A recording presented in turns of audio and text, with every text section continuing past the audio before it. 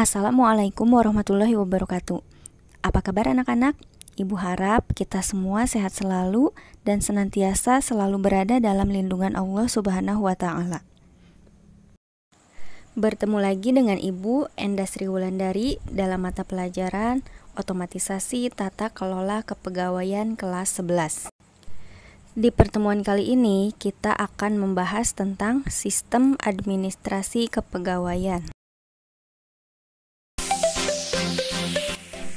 Baiklah, kita mulai. Silahkan disimak baik-baik. Sistem administrasi kepegawaian adalah suatu sistem terbuka yang terdiri atas unsur-unsur yang dikendalikan ke arah sasaran agar mencapai hasil-hasil yang optimal. Dalam sistem ini terdapat proses input dan output. Input akan diproses dalam sistem untuk menghasilkan output. Inputnya berupa informasi tentang kebutuhan pegawai yang diperlukan. Sedangkan output adalah jumlah dan jenis pegawai yang dibutuhkan. Jadi, seluruh informasi tentang kebutuhan pegawai akan dianalisis untuk menentukan jumlah dan jenis pegawai yang dibutuhkan. Secara umum, kita mengenal beberapa sistem kepegawaian. Yang pertama, integrated system, yaitu suatu sistem kepegawaian di mana manajemen kepegawaiannya mulai dari rekrutmen, penempatan, sampai dengan penggajian dan pensiun ditentukan oleh pusat.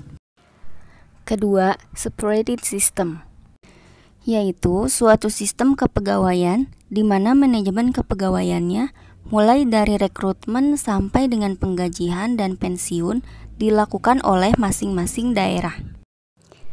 Ketiga, unified system, yaitu suatu sistem kepegawaian di mana manajemen kepegawaian dilakukan oleh suatu lembaga tingkat nasional yang khusus dibentuk untuk keperluan itu. Dalam Undang-Undang Nomor 43 Tahun 1999 tentang pokok-pokok kepegawaian menyatakan bahwa pegawai negeri adalah setiap warga negara Republik Indonesia yang telah memenuhi syarat yang ditentukan, diangkat oleh pejabat yang berwenang dan diserahi tugas dalam suatu jabatan negeri atau diserahi tugas negara lainnya, dan digaji berdasarkan peraturan perundang-undangan yang berlaku. Pegawai negeri terdiri dari 1. Pegawai negeri sipil atau PNS. PNS dibagi menjadi dua jenis. Yang pertama ada PNS pusat, yaitu PNS yang bekerja di lingkungan kenegaraan, dan ada PNS daerah, yaitu PNS yang bekerja di tingkat provinsi atau kabupaten atau kota. Kedua, ada anggota Tentara Nasional Indonesia atau TNI. Ketiga, anggota Kepolisian Negara Republik Indonesia atau Polri. Keempat, pejabat negara, yang termasuk ke dalam pejabat negara, contohnya seperti presiden, wakil presiden, gubernur, wali kota, dan yang lainnya. Terakhir, PNS lainnya, contohnya seperti PNS yang diperbantukan pada BUMN atau BUMD. Itulah materi kita hari ini mengenai sistem administrasi kepegawaian.